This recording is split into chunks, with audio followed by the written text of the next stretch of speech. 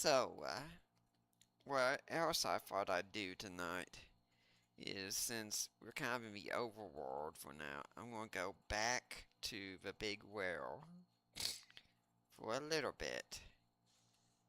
And we're going to, since there was a place to rest there, we're just going to tear through these guys as quickly as we can. And what I thought I'd do is get a bunch of sirens. Those are items I can use to summon monsters in a particular area to fight. And I'm going to leave it up to you all what I do with those. Because there's one room in the dungeon, the Lunar Subterranean, where you can eventually fight creatures called pink puffs. And when you beat them, you can possibly get an item, the pink terror. You can go back and trade and get adamant armor this time. So I'm gonna just get the supplies for it and then leave it up to you. Do you all want to see me grind to see if I can get a pink terror, or is it gonna be, hey, I just want you to finish the game?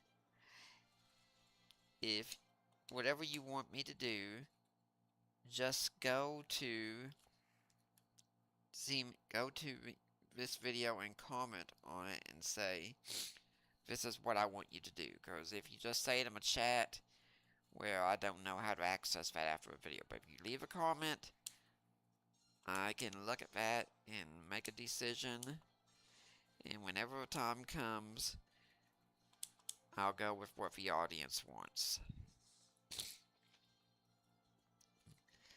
Now, last night, I'm a member of a group. It's a Catholic group, but I'm a token Protestant there. And we were discussing Thomas Aquinas, of course. And somehow, we got to talking about the Garden of Eden. I don't remember how it happened. And we started discussing about the Tree of Life, where Adam and Eve created immortal, things like that. And somehow, that got us to talking about the Trinity and the concept of the angel of the Lord. Now, I was the one who brought up this figure. He's one that a lot of laymen might not know about, but you really should know about him.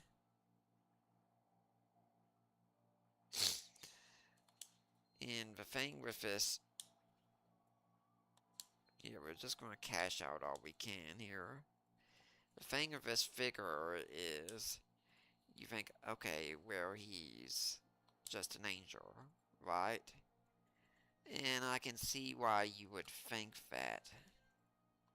But somehow, something else seems to be going on. You see, when we get to Genesis 16, we find Hagar on the run from Sarah. And what Hagar does is she prays at this one spot, and this figure shows up, known as the Angel of the Lord, and he makes some astounding claims to her about her future, but he's not coming out and saying, God will do this. He rather speaks saying, I will do this. Not only that, Hagar names a place based on the encounter and says, you are the God who sees me. As if she was convinced she'd seen God himself. Now, whenever a prophet or someone else like that speaks, you often hear him say, "Thus saith the Lord, thus saith the Lord." But this figure doesn't speak this way. He speaks on his own terms, as it were, as if he is the Lord speaking. And when other people see him, they take him the same way. So, we get to Genesis 22.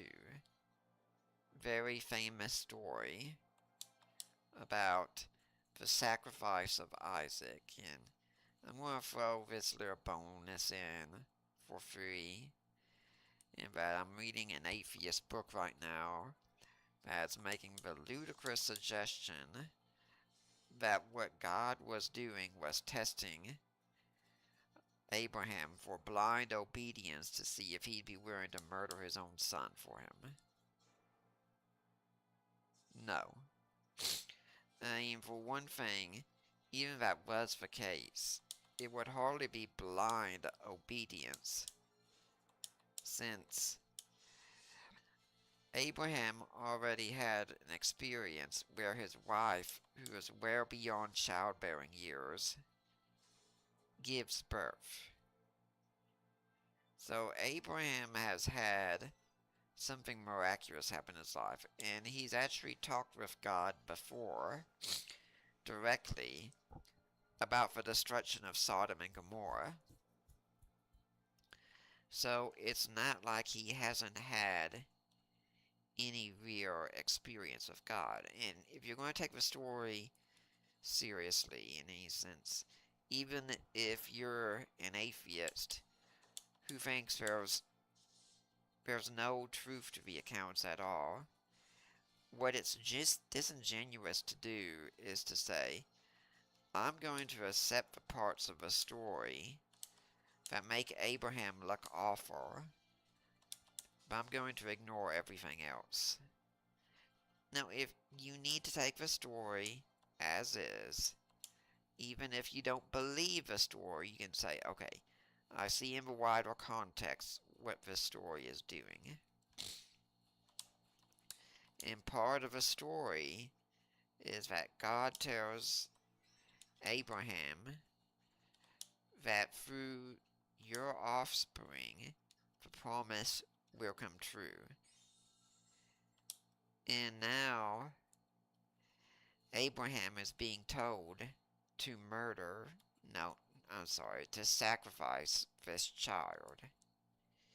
So the test is, does Abraham believe God is even able to bring his son back from death? And Abraham's answer is yes. And that's why he never had to go through with it, because he demonstrated the point already.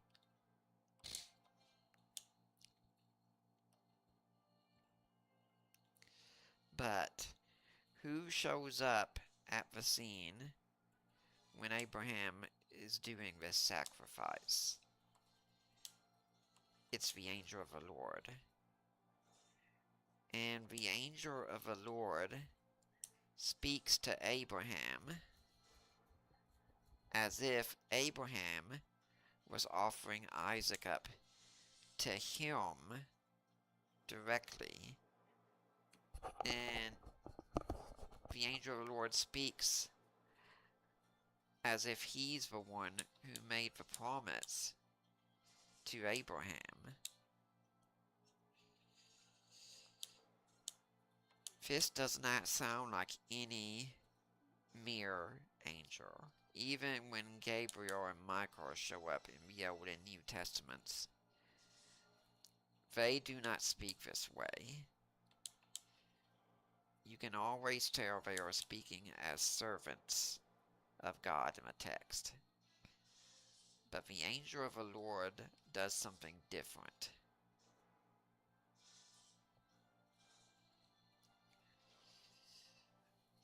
Now, when we get further in Genesis, we find Jacob is getting ready to meet with his brother Esau, and he fears for his life. I mean, for some strange reason, he thinks Esau could be upset about being cheated out of his birthright and his blessing both. You never know where to tick off some people. But Jacob sends everyone else ahead, and that night he has an encounter with a man who shows up and just wants to wrestle him. And they wrestle all night long. And when morning comes, it's apparent the fight's not going to end. And the man touches Jacob in a way that just immediately dislocates his hip. And Jacob asks him what his name is. And pretty much implication is kind of, why are you asking? Jacob sees this as an encounter with God, knowing that the man changes Jacob's name. Okay, that's no big deal. In the ancient world, it was a huge deal, because it wasn't a case of you just pull out your baby book and look up someone's name and say, oh, that sounds like a cool name to name the baby. Names were given for a reason and had significance. To change someone's name was to change their destiny.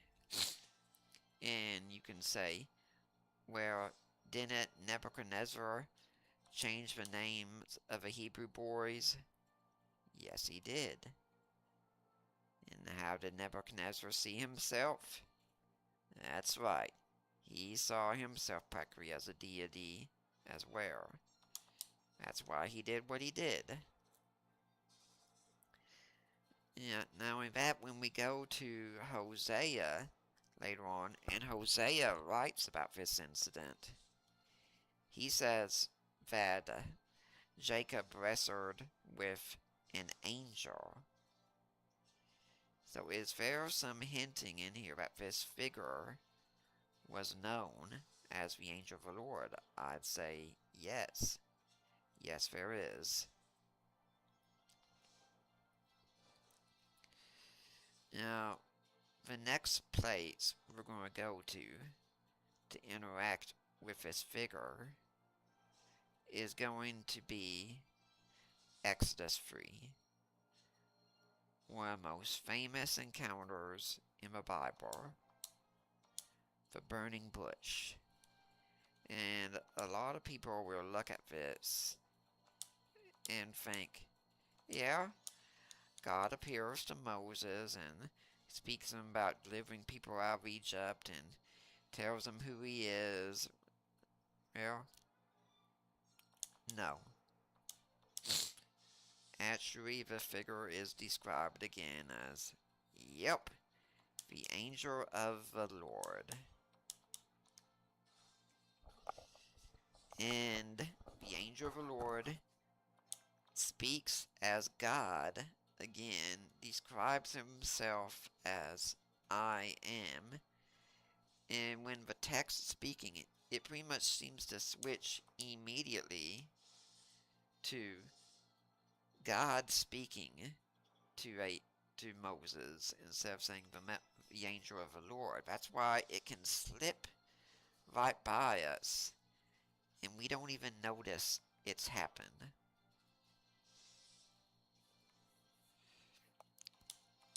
Actually, as I'm thinking about, there's also the Genesis 18 encounter where Abraham encounters 3 men And then, lo and behold, before too long, it's one man. Oh, here's an interesting enemy.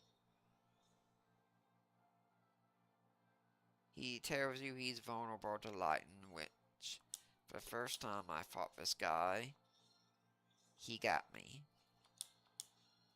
Because his thing is, once you strike him with lightning, he strikes back with an even more powerful lightning attack.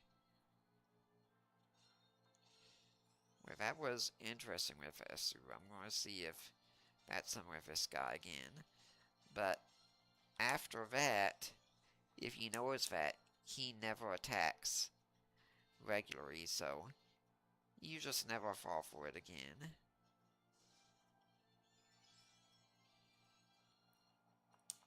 Let's see if we can steal. Oh, stole a potion. Big whoop.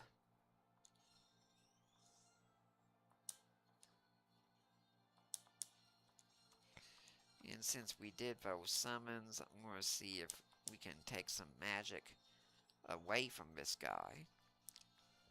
But anyway, Abraham's talking to these three guys, and they again speak as God, or rather, one figure speaks as God.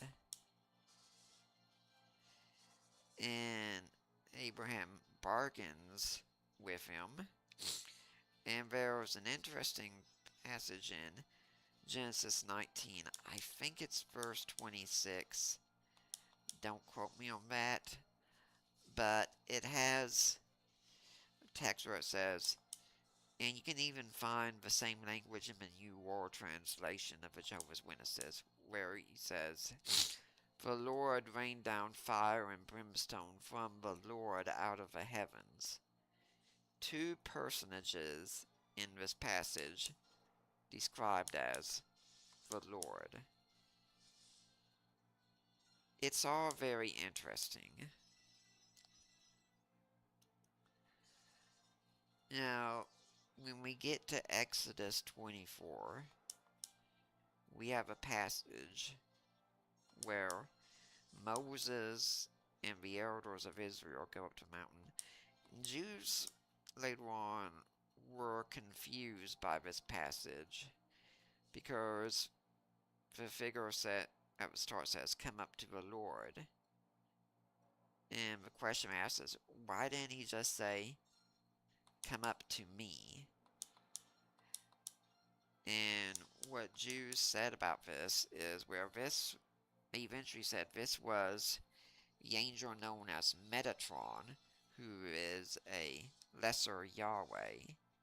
Yeah, Jews didn't have a problem with a multiplicity of figures being in the divine identity, and this was even after Jesus. But when we see this passage, in verses 9 through 11, there is an interesting statement where it says that Moses and Aaron and the elders of Israel gathered together before the God of Israel. And it says, it's almost so casual that it can skip your notice how astounding it is. Where it says, they saw God and they ate and drank. As I remember a friend of mine years ago saying about it, hey, look, it's God, and yo, Moses, pass the bread and wine. That's really how it comes across. I want you all to keep that in your mind here as we go through, because the relevance of that is going to be coming up later on.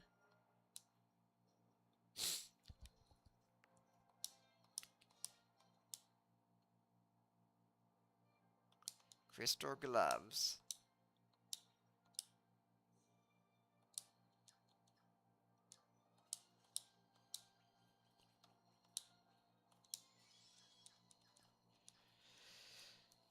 Now, it's a while until we see anything like this again. I believe it's Joshua 5. Right before Joshua goes to a battle of Jericho, and the walls come tumbling down. But Joshua meets a man beforehand, and he says, "Whose side are you on, us or our enemies?" And he says, "I'm the commander of the armies of the Lord." And Joshua takes off his sandals at that point and knows that the place he's standing is holy ground, which is exactly what Moses did in Exodus 3. So, I think it could very well be the case that Joshua knows he's seeing the same figure Moses saw. This is his burning bush moment.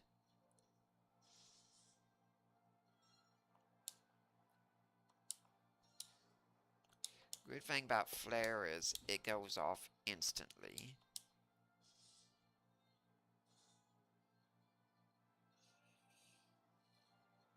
Now, when we get to Judges 13, we see this kind of figure show up again. And this time, he shows up to Samson's parents before Samson is to be born. I say, after all the tough treasure chests we've had for, it's a relief to see this one here with rather simpler enemies in it. And they ask what to do when the child is born, and they're given the instructions, and they ask the angel to wait while a sacrifice is brought. And he agrees to do so.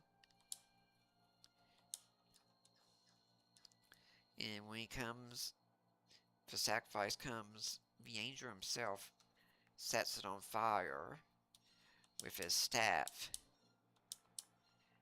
And Samson's future father says that they have seen God at that point. And his wife doesn't disagree, but she says, "We're not going to die, or else he probably would have killed us already." But when they've asked the man before this what his name was, Angie says, "It is beyond understanding." It's the same language, I understand, that shows up in Isaiah 9, describing the child who was born, saying his name is Wonderful. I don't think it says Wonderful Counselor. I think it says his name is Wonderful Counselor. Now, I'm going to try using a siren here, because this is the special room. If I can find one. Ah, there they are.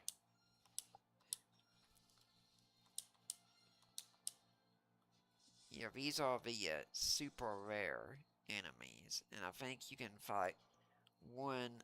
You can find one easily, but whether they will give you what you want is something different. And pretty much they put berserk status on your characters.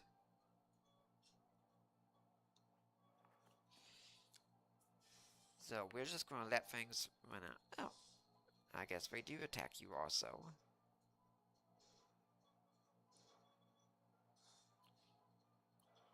Fortunately, they're not as hard to beat as other lands are, from what I remember. Although now I'm thinking I might want to be careful about that.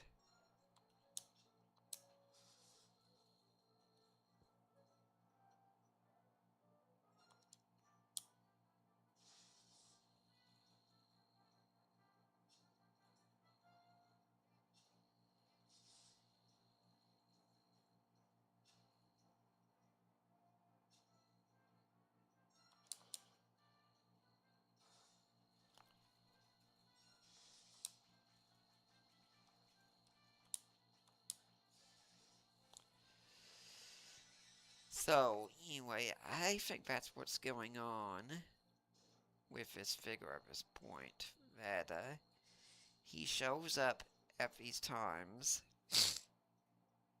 and speaks in divine terminology about himself. Now, the text never comes out and says, "Hey, yo, this is Yahweh, pay attention." But I think it expects us to make the connections ourselves.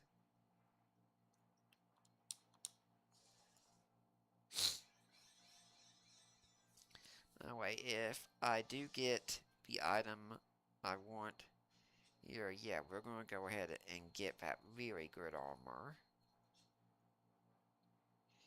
I understand there's generally a 1 in 64 chance that they drop what you want, but we'll see what happens. Anyway, characters who are under berserk status also normally do more damage.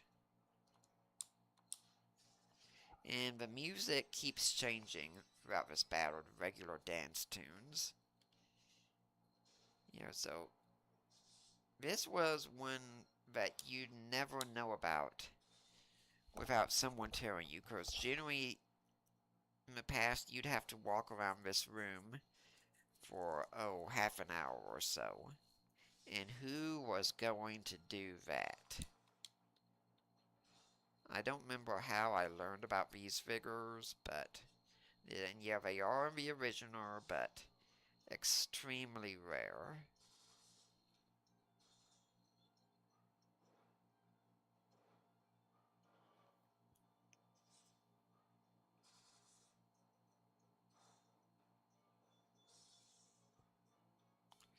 Oh, well, that's new.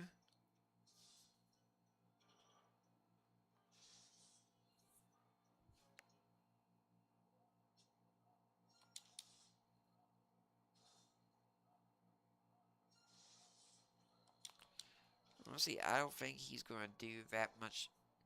Well, that worked out anyway.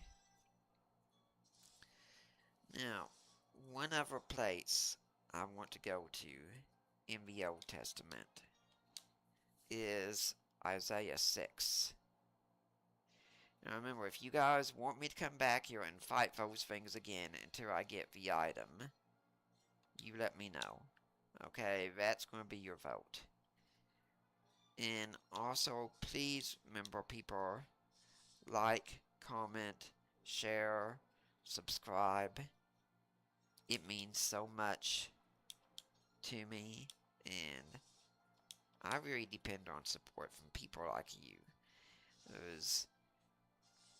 The expenses of being a seminary student are high, and most of my spare income goes to books. So, whatever you can do to help out, that would be great. I accidentally left Auto on, so we're going to be summoning Bahamut again. No biggie.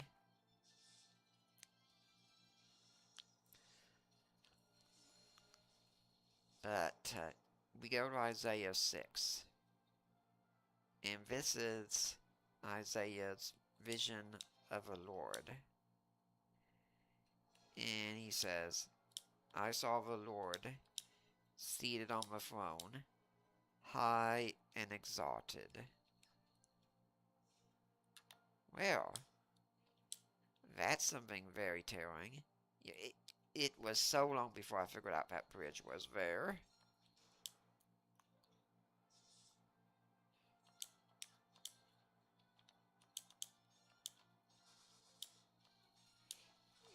Anyway, what's the relevance of this? We're going to get into the New Testament some.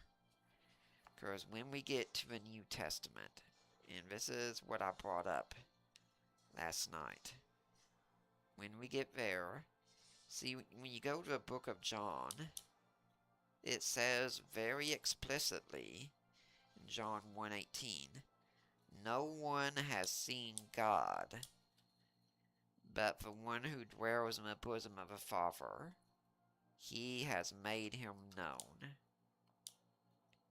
Well, okay. How can it be no one has seen God, but yet we have several people in the Old Testament who seem to see God? What's going on here? My thinking is John 1:18 is telling us about the Word in relation to the Father. And so he's saying, no one has seen the Father, but the Word has made the Father known. And so when we get to the stories in the Old Testament, then when we look back, you can say, oh, so that time when that was happening, that was actually Jesus showing up then.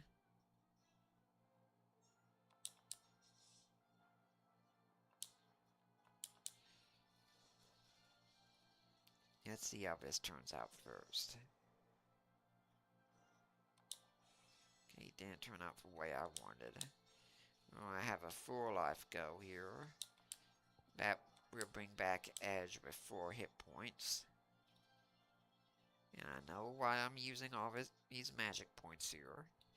So we look back and we say, oh, well that was Jesus then. Huh, now that makes a lot more sense. And then we get to John 12. And John actually references the experience Isaiah had with a quote from the chapter, followed by a reference referring to a suffering servant, and then says, Isaiah said these things because he saw Jesus and spoke about his glory. Well, that's interesting. Because, when you go to the Old Testament, like we just did, and we see what's going on there, it looks like Isaiah sees God on his throne.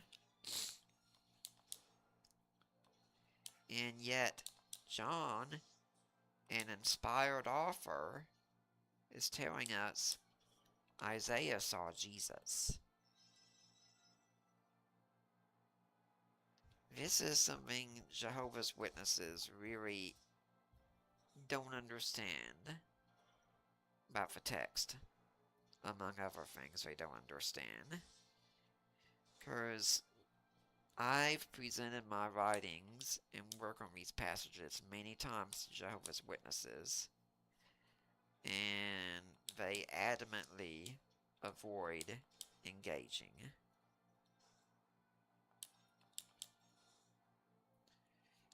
It's quite amazing to me, no matter what, Jehovah's Witnesses will practically do anything before they will read an opinion that disagrees with them. Where that includes internet atheists and a lot of other groups, unfortunately, too. And so they'll go off and they'll reference all these passages that they think prove their case, until you demonstrate another understanding of them, and then they're not interested in that. Go figure. But what I want you to get at is when we see figures like the angel of the Lord show up in the Old Testament, we are getting, as it were, a preview of coming attractions. I think Rose already has one equipped. Yep, so we're going to equip this one to Rydia, making her even tougher.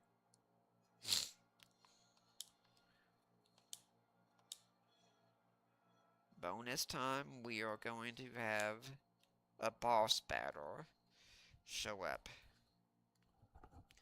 Now, you saw me equipping Cesar with a lot of crystal equipment.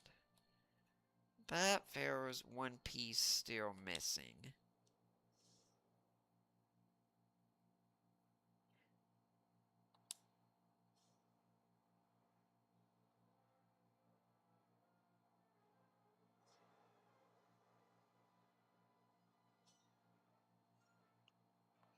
Yeah, this is not going to be an easy one here, since he starts off with that one.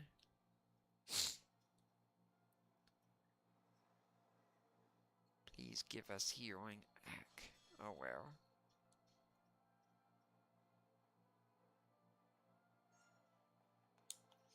So, what we want to do is use some curtains. Well, actually, now what we want to do is heal Rosa.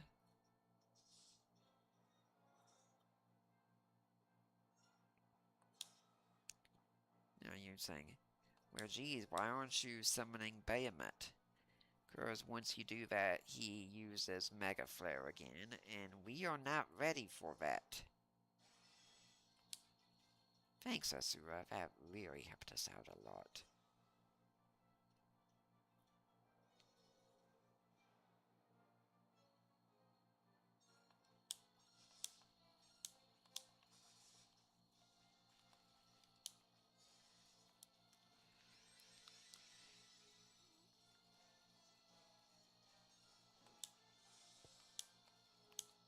And that casting Reflect and bouncing magic off yourself, that's a strategy we can use for ourselves later on if need be too.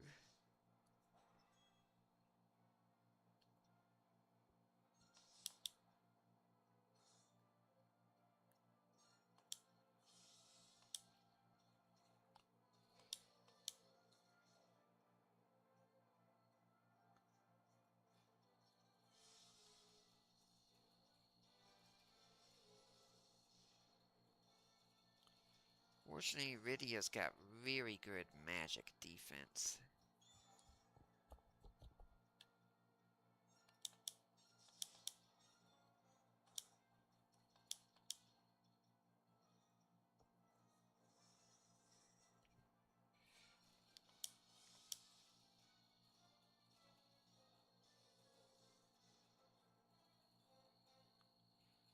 Unfortunately for Kane, he doesn't. By the way, magic bounced off of a Reflect actually gets a little bit weaker automatically, so yeah, there's a downside to it.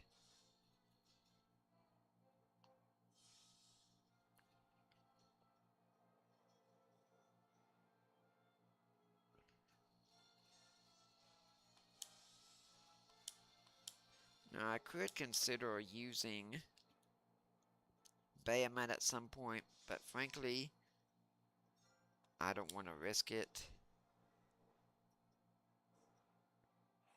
Good grief!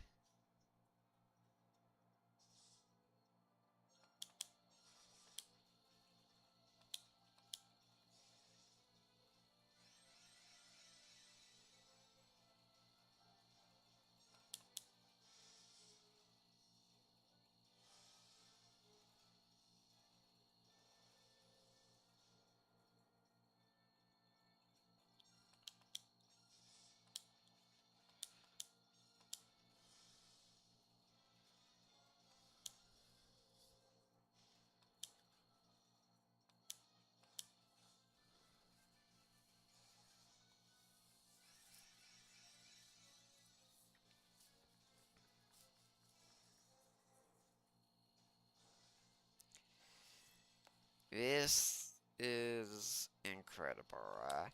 I can't help but wonder what the odds of this happening this way are.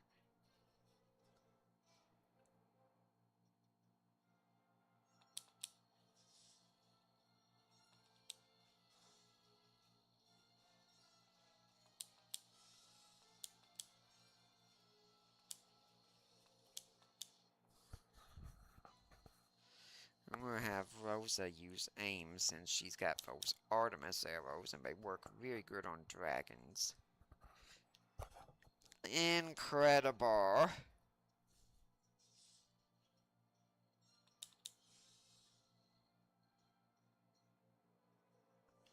I'll say Asura, she's being a real letdown right here.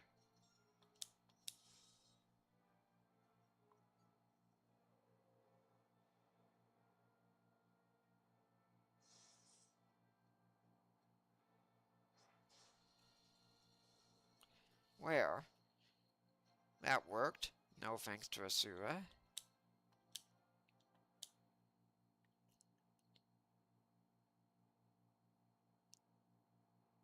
And now we have Ragnarok, which was known in the original as the Crystal Sword. And if you thought Excalibur was powerful, yeah.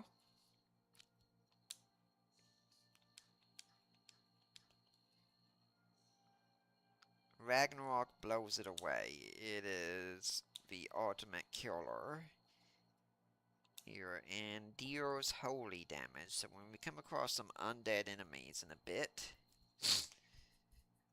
Ragnarok's going to be our friend. Might as well save because we can. Now, since I've spoken so much about the Trinity tonight, I'm going to throw this in. That's kind of like a little bonus for you all and what got me when we were talking about this last night. In my discussion on... I didn't mean to do that. And now she does it. Thanks, Asura. Came through that healing when I didn't need you to.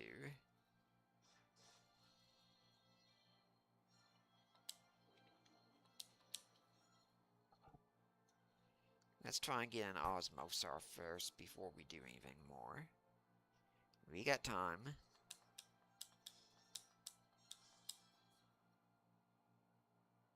Well, that didn't do a lot of good.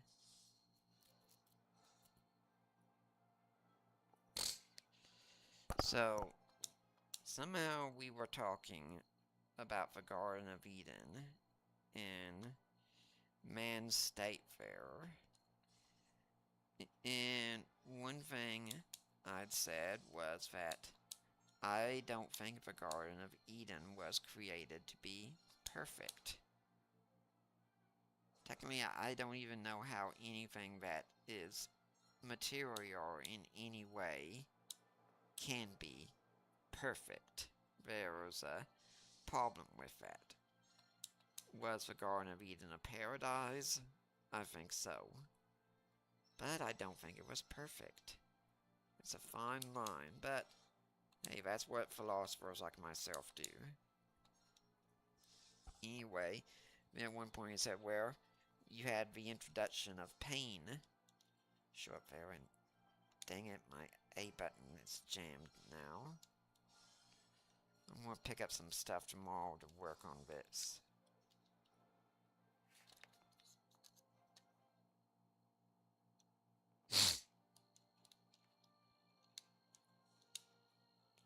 There, it's back to normal. But for instance, when you get to Genesis 3 and when the curse is pronounced, God tells Eve says, I will greatly increase your pain in childbirth. He doesn't say I will give you pain. He says, I will increase your pain. And I also point out things like, why do porcupines have quills? Those are defensive tools, but we never see any indication that porcupines were ever without their quills. So, my thinking is, God created this world knowing what would happen, that the fall would take place. And I mean, whether you're a young Earth creationist, an old Earth creationist, or an evolutionary creationist, saying God knew what would happen, that part at least shouldn't be controversial.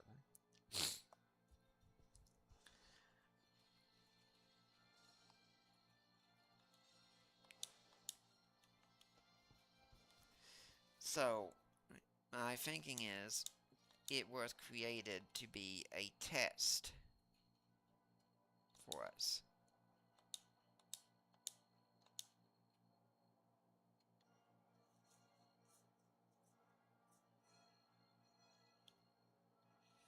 Yeah, this is some much better stuff, and I think our healer needs it the most.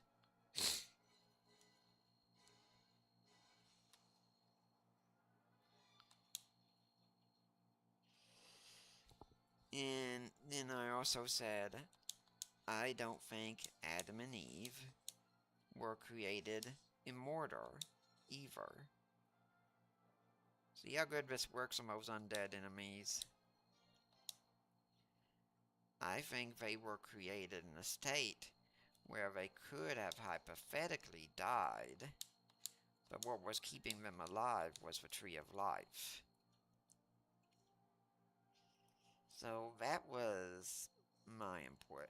Okay, now we got another boss battle to go. The coveter of the Holy Land shall perish.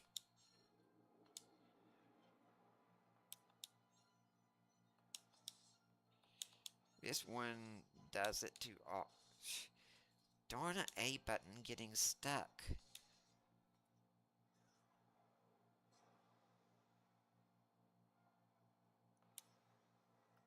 Well, that's not what I wanted to do, but let's see how it turns out anyway. Yeah, that was pathetic. So we're just going to unleash our most powerful attacks on this thing.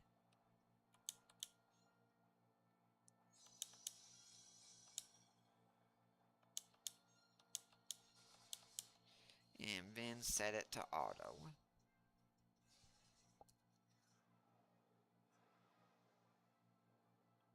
Well, that was easy.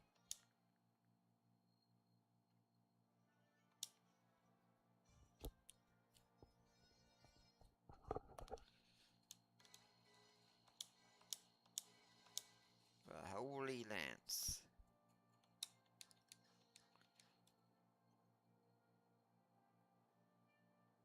And we've got enough cottages, so we'll go ahead and use one again. It's not like we're going to run out at this point.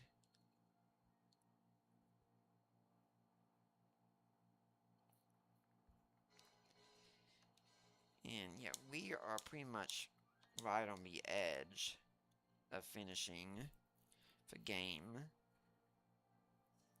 I'll probably be here tomorrow, I don't know, but I don't know any, but I'm sure there are people doing something for Independence Day tomorrow, but I haven't been invited or anything. But if I am here, we'll have a good Independence Day game. We're going to do something different than this, just like we did for Memorial Day. Protecting the ribbons. Ribbons are incredible items in every Final Fantasy game. Simple name, but yeah, this is so much easier with the Ultimate Holy Crown, which I didn't have the first time I got to this point in the game. It took me a while to find out how to get to the Crystal Sword, aka Ragnarok. Yeah, Edge is weak.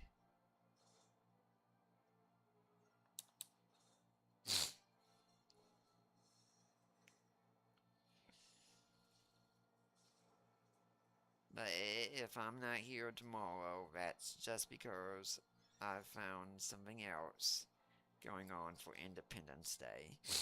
Which, by the way, people, please say Independence Day. don't call it the 4th of July. We don't call Christmas the 25th of December. We don't call Valentine's Day the 14th of February.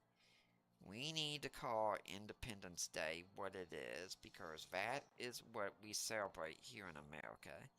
Independence. And once again, this time Asura does it right. Where were you those last few times during the Dark Bayonet battle? Yeah, you can pretty much tear through those with a Ragnarok sword.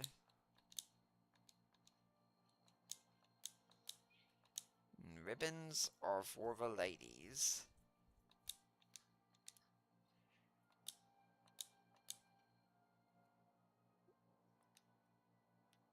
And they pretty much provide essential protection against all status ailments. So I'm going to give you all a quick look at something here. Actually, let's try and do one more. No, I don't think there's enough time.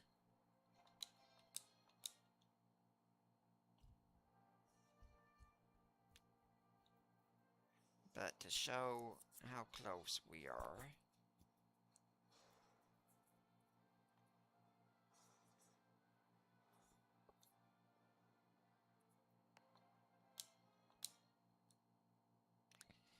yeah, at this point, those things are pretty much free experience.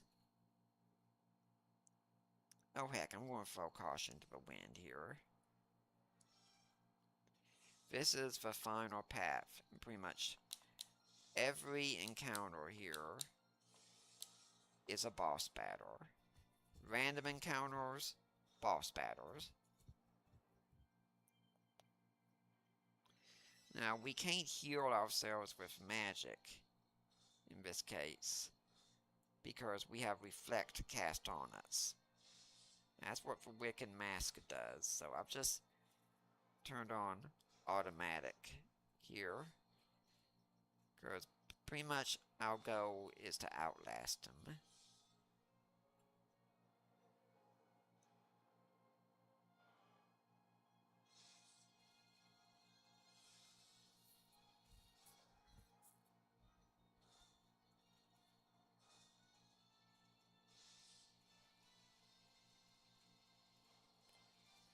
Okay, I thought I'd try and get to another powerful weapon here, but I think I'm going to hold off on that until next time. But what I am going to do here for these last few minutes is just grind here a little bit.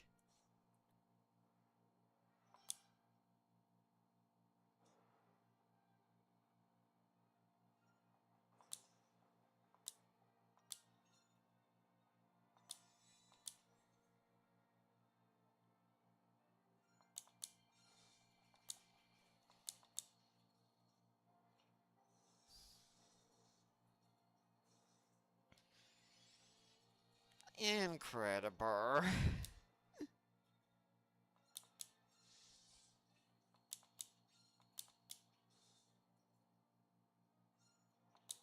Just see if... Nope.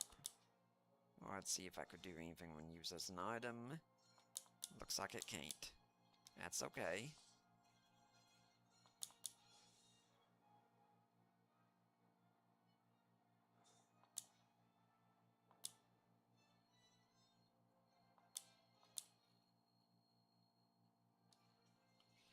So we're gonna have one more battle, I think. We're gonna go back and save.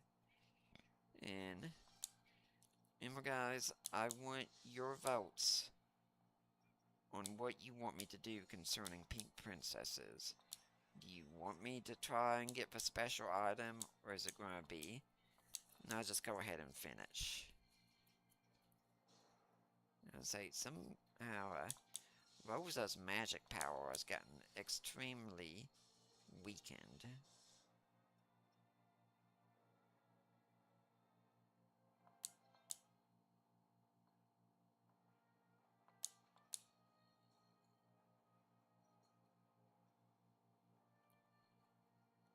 don't know why that is, but...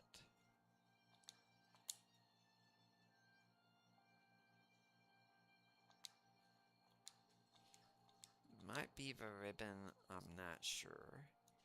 Okay, we're gonna have one more battle here.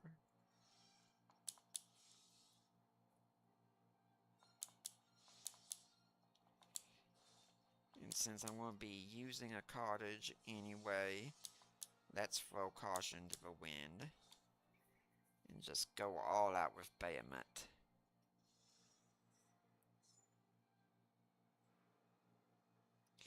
Sometimes these guys, all these enemies in here, they can drop some really good items too if you get lucky.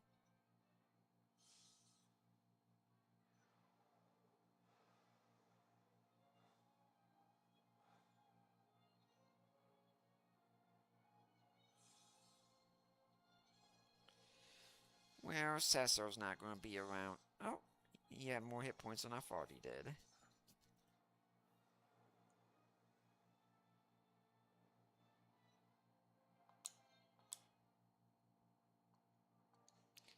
So we're going to go to the stopping place again.